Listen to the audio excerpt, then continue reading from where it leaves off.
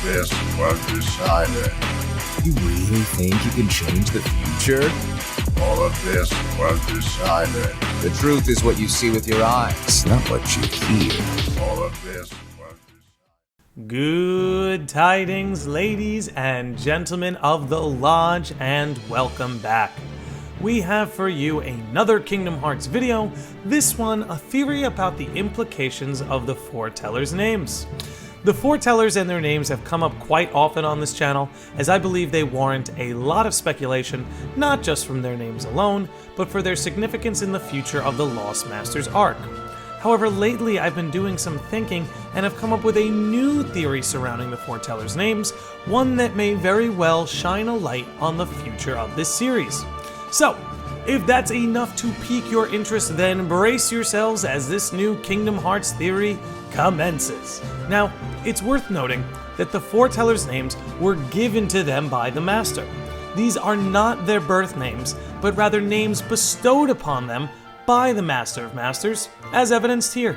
The passage reads, "Before he disappeared, the one who made me bestowed names on 6 of his apprentices and passed down the Book of Prophecies." If you'd like to learn a little bit more about this, I made a video on this very idea not too long ago, so feel free to check it out. Anyway, so knowing that the Master of Masters gave the Foretellers their names, it's time for us to ponder why he would choose the names that he chose. Another topic quite often discussed here is that the Foretellers' names are the Latin translation for the 7 deadly sins. Whether this just be a fun fact or have an actual story implication, for the most part remains to be seen. But lately I've been thinking about why exactly the Master chose these names specifically, and that's when it hit me. What if the Master of Masters chose these names because these are the names of the darknesses he wishes to encase within them? Having darknesses named after the 7 deadly sins would be quite fitting after all, and would serve as a way for the Master to organize his plans thoroughly. Later in the video, I would love to point out what I believe to be the strongest counter-argument to this theory, but before we do that, allow me to point something out. So again, in the Union Cross finale, we got to know what the Master's plan was, and as he laid it out, it was to encase the darknesses within the Foretellers as a mean of dispatching with them, because as we learned, you can't get rid of darkness unless it's been given form. So with that noted, let's take it to back cover and check out what is very deliberately shown to us when scenes between the Master of Masters and the Foretellers are presented to us. Every scene is introduced with "case of" followed by a Foreteller's name. Now, of course, this could very easily be only implying that this scene is going to reveal what the role of each Foreteller would be, but knowing that, we'd have to ask ourselves then, why then not introduce each scene as role of Ava, role of Luxu, role of Ira?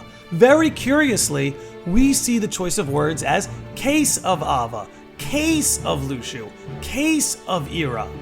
The word case is awfully peculiar, especially now that we know what the Master intended to do with the Foretellers all along: encase darkness within them. So it appears to me that it might be very possible that the Master of Masters named the Foretellers in accordance with which darkness he was going to encase within them. He would encase the darkness of wrath in Ira, he would encase the darkness of envy in Envy, he would encase the darkness of gluttony in Gula, and so on and so forth. Again, seeing as it was his plan to encase the darknesses within the Foretellers, and seeing the choice of words as case of upon introducing their role, it warrants some curiosity as to whether or not the darknesses themselves had anything to do with the Foretellers' names. Back cover may very well have been nodding towards the Master's plan all along, that each Foreteller was just a case for one of the 7 deadly sins, but now I want to address the largest hole in my theory here. I don't believe it's enough to disprove it, but we will have to keep an eye out. So there are 7 deadly sins, but 13 darknesses. Where are the other 6 names going to come from? Allow me to propose something that very well may already be taking place. There are 7 deadly sins, but there are other types and variations of sins connected to them. Let's take a minute and look at Asced, who is named after the Latin word ascedia, which does translate to sloth, but is a different kind of sloth than conventionally discussed. Sloth, as we typically understand it, simply can be understood as doing nothing, slacking, or just general apathy. So as we can see, Asced can be quite overzealous, so being a total sloth doesn't really fit him. But the historical sin of acedia refers to a specific type of sloth. Acedia refers to the neglect to take care of something that one should do. So unlike your typical sloth that refers to a more general laziness and apathy, acedia refers to a more specific type of sloth that involves the neglect of something that one should do. And we see how this lines up with the said, because as overzealous and motivated as he was, all his actions ended up being in neglect of the role the master gave him. But if that example isn't enough for you, allow me to propose a couple others.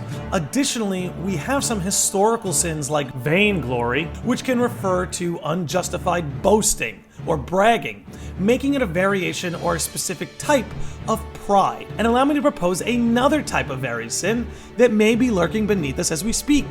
One that has been brought up on the channel before. Vanitas. Vanitas is the Latin word for vanity, another prideful sin, but one separately distinguished from pride itself. So even though the 7 deadly sins can only cover 7 of the 13 darknesses, we do see that there are ways this trope can be roped in to bring about different variations or perhaps more historical understandings of these particular sins. Maybe we have a darkness that circles around vengeance, which is a type of wrath. Maybe we see the sin of envy sever off into benign envy and malicious envy. There are many different routes they could take with this. However, we will not know until the series moves forward. Now I turn to you, dearest viewer. What do you make of this theory? Do you think it's possible the darknesses have names that parallel the sins? Do you think the master named the Foretellers after the 7 deadly sins so he knew where to encase each darkness? Or do you think the Master of Masters had other reasons for choosing these names? Me personally, I do think this theory is very possible, but the vacant names for the remaining 6 darknesses do have me casting some doubt over it. However, as we discussed, the vacant 6 darknesses do not make it incompatible with the theory. We're just gonna have to wait and see until we find out more. But anyway, that's gonna just about do it for us here today. You all be good out there, be good to yourselves and each other, and I will see all of you beautiful sickos and normies next time. All of this was decided.